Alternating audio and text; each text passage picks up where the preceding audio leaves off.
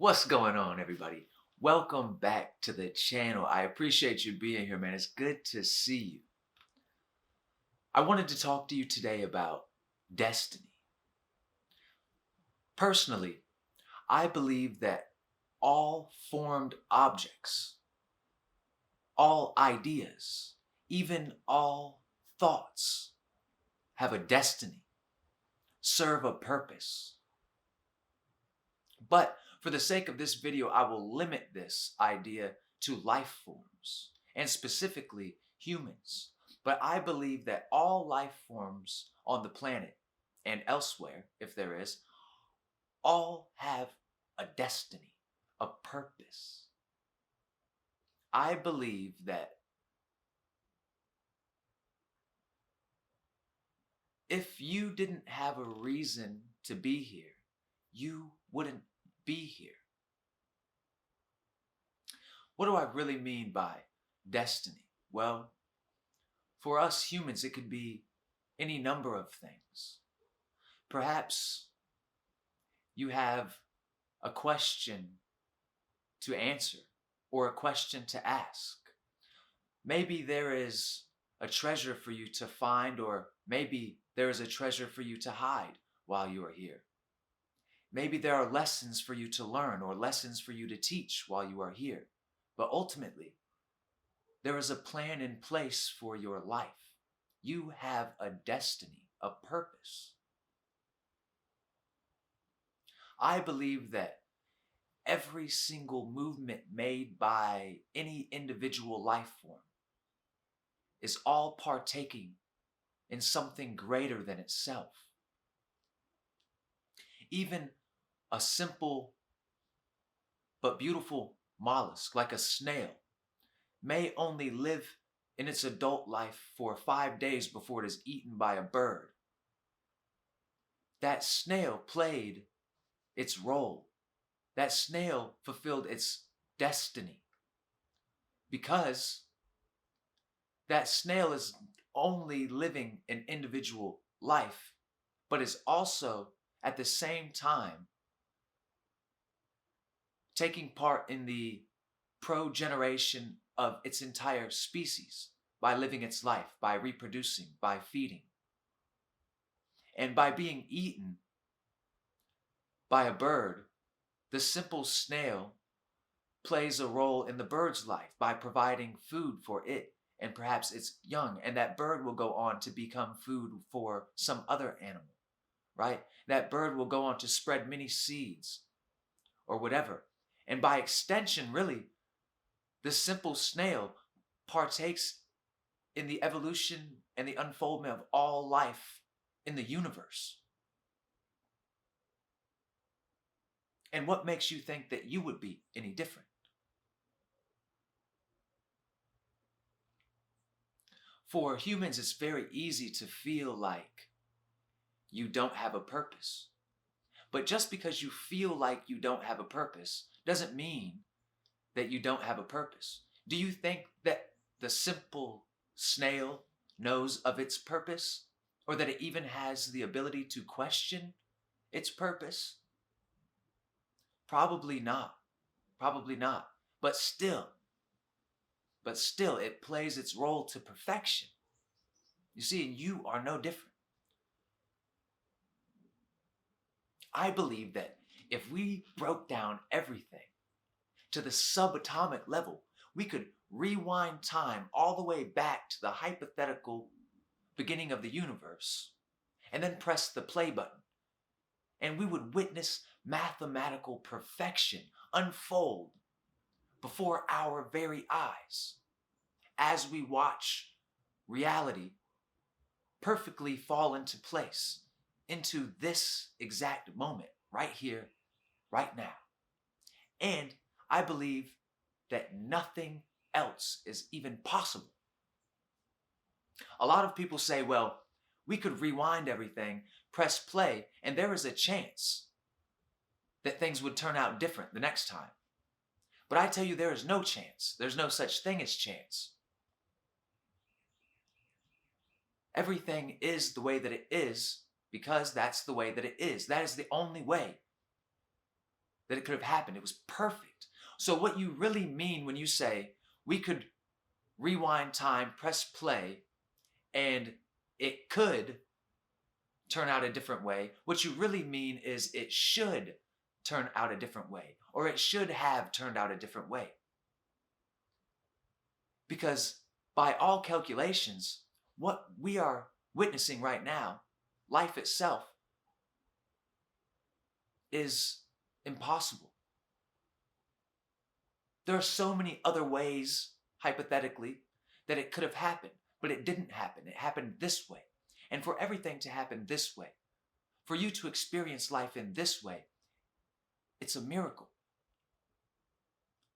Huh? Just the fact that you're alive is a miracle. But to be alive and to know these specific people that you know in your life, out of all of the people that there's ever been, and for you to be born at this time, after all of the times that have ever been, to live where you live, out of all of the places that there are, to drive the type of car that you drive, for there to even exist in the minds of man the idea of a car, impossible. It's a miracle, actually, what we're describing. Life itself is a miracle. Now, your destiny will fit you no matter what. Your destiny as a human is made out of your own desires, your own true desires. And the destiny that has been given to you by the universe will match your desires. Because maybe you don't understand this yet, or you haven't gotten there yet, but you will, trust me. You are the universe. You're like a mini universe, a microcosm to the macrocosm. So your destiny is an extension of the destiny of the universe as a whole. And so there is nothing more that the universe wants than for you to fulfill your personal destiny, for you to hunt down your treasure, for you to learn your lessons or teach your lessons, whatever it is. The universe wants you to love what you love. If you love, say, music or poetry or accounting or banking, the universe wants you to love what you love and pursue that. And the universe will do everything in its power to make it happen for you. But sometimes it's really easy for us to feel like we don't have a destiny, that we're here without a purpose, that life is meaningless. There's no point to it at all. And a lot of us want to find our destiny or to discover our purpose. And so I want to give you two of the most powerful ways that a person can discover their personal destiny. The first one has to do with the idea of overstimulation. All of us are overstimulated as adults. But I learned about overstimulation because of my daughter. When my daughter was about 4.5, 5 months old, my wife and I, we took a trip to Florida with her. And one day in particular, we were very busy. We had a lot on the schedule. We were out sightseeing and having fun, right? And my daughter didn't have any time to take a nap. And we ended up being at a bowling alley for about 3 hours. You know how bowling alleys are, right? Low lights, but like neons, and there's a TV at the end of every lane, and music is blasting, and you can hear the balls hitting the pins, all of this, right? So my daughter, she was just constantly bombarded by sense input. She was overstimulated all day, and I paid for it at night, okay? That night, she cried until like 2 or 3 in the morning, unconsolably. And really, what happened was she basically got high from all of the external stimulus. And she was in the process of coming down to more of a baseline experience for her so she could sleep, and it took a long time. She was almost withdrawing from all of the stimulus. And as adults, we are constantly bombarded by technology, right?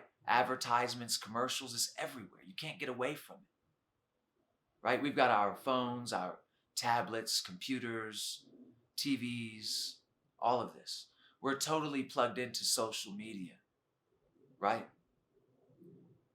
And when we walk around, there are power lines everywhere, routers everywhere, modems everywhere. And these cause a little bit of disturbance in the human body, right? Everywhere you look, there's neon flashing lights telling you where to go and what to buy, what you need to be happy, and what you like, what you desire. The world will force feed you desires on a silver platter until you eat your fill. So the one way to really figure out what your personal destiny is, your purpose is to really unplug from the matrix. Really, unplug your phone, unplug your tablet, your computer, your smartphone. Unplug from social media. This is one of the most powerful ways you can do this. If you have the ability, take a real break from all technology. Go camping. Go stay in a cabin somewhere for a month. If you can't manage that, do it for a week. If you can't do that, go camping for a weekend. If you can't do that, just do one night, man. If you can't do that, make an afternoon of it. If you can't do that, go find a nature trail somewhere and take a walk. If you can't do that, go walk around the block. Nature is everywhere. If you ever feel disconnected from nature, remember this one simple fact. You are nature. So why are you feeling so disconnected, baby?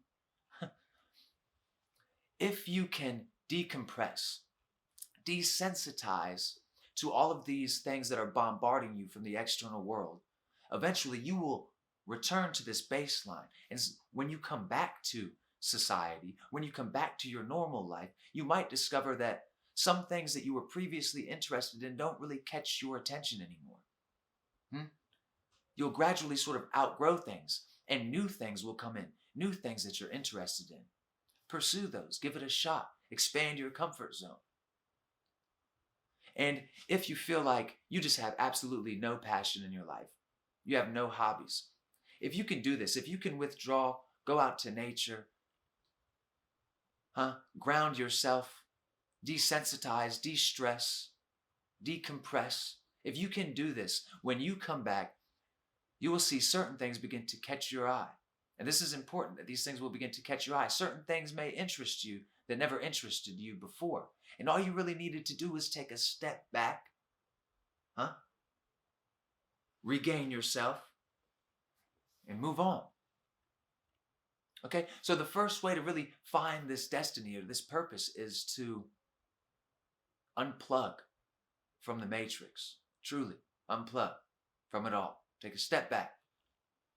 If you don't know what to do, do nothing. If you have time to think about it, there's really nothing for you to do.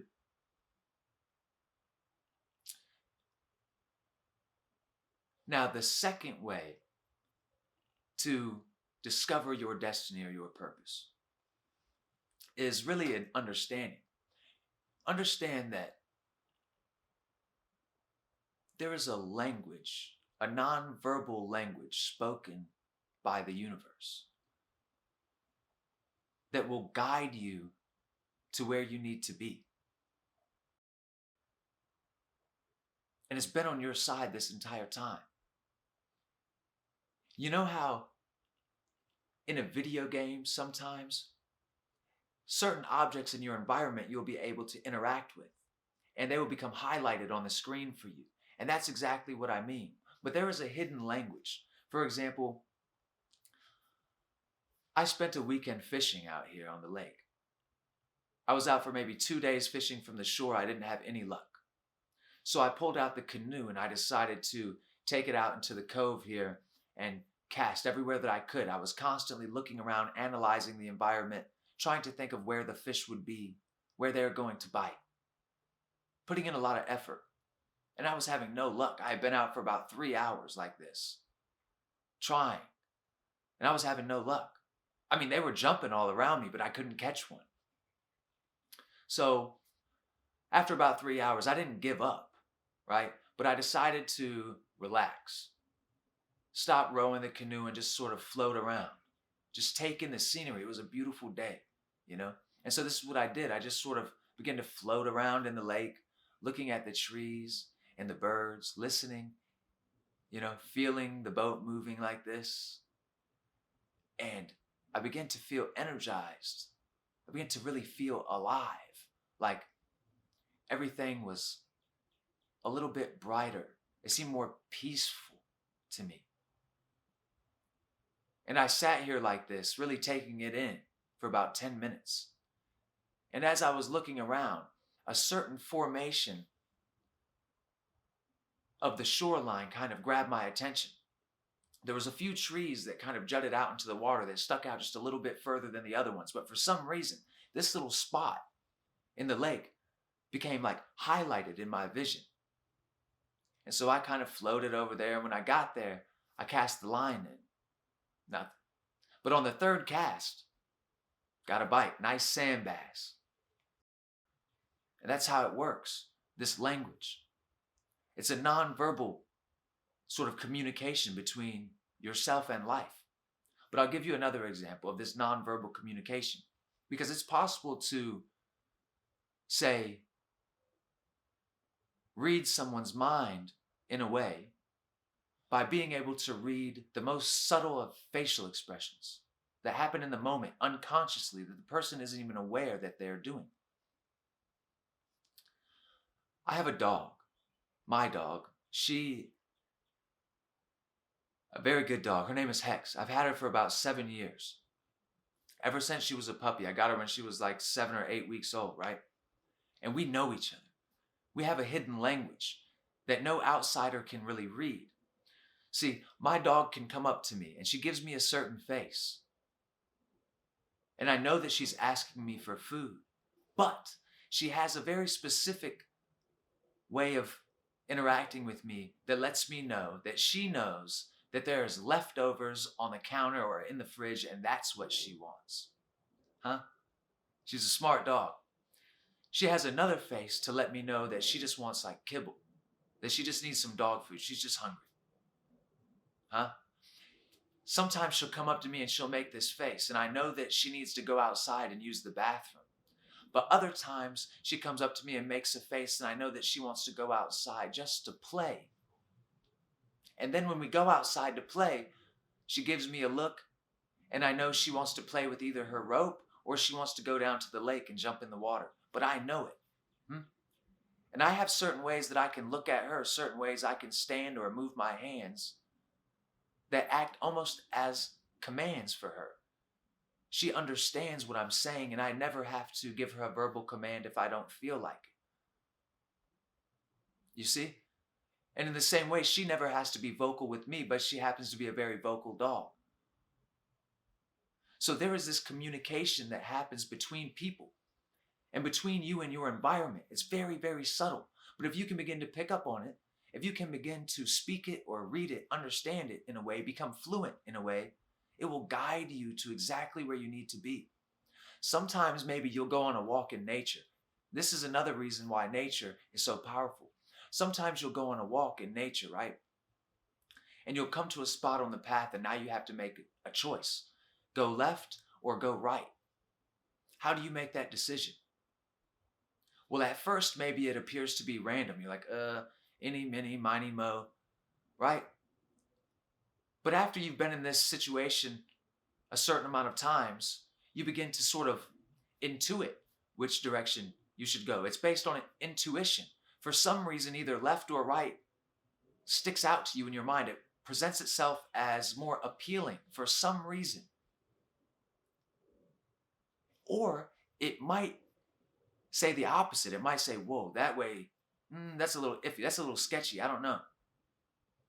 But there is a communication that is happening all of the time between you and your environment. There's no such thing as a chance encounter of any kind. Nothing happens in front of you for no reason. And I'll explain it to you like this. Imagine that we have an author or a writer of a book, right? There's not a single word in that book that's out of place. The author never uses a word without an intention. Every single word acts as a symbol, as a guidepost, guiding you towards the ultimate meaning that the author is trying to convey to you, the idea that the author is trying to share with you. And you might not ever even see the author or understand the author personally, but you may be able to grasp at varying degrees the message in the book, in the writing. So in the same way that the author is very intentional with every single word, the universe is very intentional with what it presents to you, with what is placed in front of you. It is meant for you. And don't believe anything otherwise. And don't take my word for this, okay? Because this language of communication, this is how you answer all of your questions. So you can experiment with it. Ask a question to the universe and hold it in your mind. Don't forget what that question is. Maybe you want to know or gain a particular insight into your life. Maybe why you had to experience something. Ask. Concentrate on that question. And then pay attention, because certain things will stick out to you, will really stick out in your consciousness, in your mind. A certain song, a certain thing that a person says. Maybe you walk into a room and from across the room, your eyes land on a person way over there for no apparent reason, right on the back of their head. And they turn around and look at you immediately. Boom, you guys have this eye contact. This didn't happen by chance. Maybe they have a message for you. If you could get over all of the self-conscious nonsense that your mind is going to tell you. But one of the most powerful ways, most used ways by the universe to communicate to you your destiny or your purpose is through other people. Other people will have a message for you.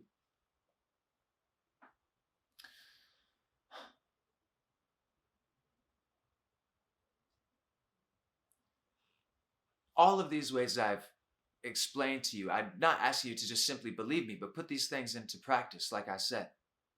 Experiment with this. But I know from personal experience that life is a miracle. For me, life is a miracle. Now, I want you to take this into consideration, that when I told you the story about me in the canoe, riding around and catching the fish, what I want you to take into consideration is this, that what made it possible for me to begin to see what I needed to see out here trying to fish was that I began to relax. And I was completely astonished by the beauty of my environment, until the point I began to feel energized by it, by what I was seeing, the beauty of it. It became a part of me, made me feel alive. It gave me energy. And that energy made it possible for me to see what I needed to see. So when we appreciate things, when we feel love for things, when we feel love for life itself, this fuels us. It's not just some, novelty saying to say, let love guide you. Because love is not just a feeling. Love is a force of the universe. Love is a language that you should learn to speak. It's the language of the universe. Love is a force. It's not only a feeling. So a lot of us, we say, I am in love. And this is a feeling. But what is the force of love? The force of love is this force that pulls two people together and makes them one, holds them together in this union.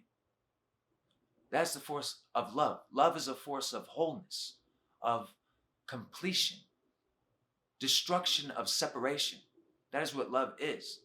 It is a great and terrible force of the universe. Let love be your guide.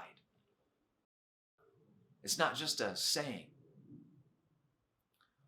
Love is what will guide you to your destiny, right? Because your destiny signals the completion of your human life. So love literally is your guide.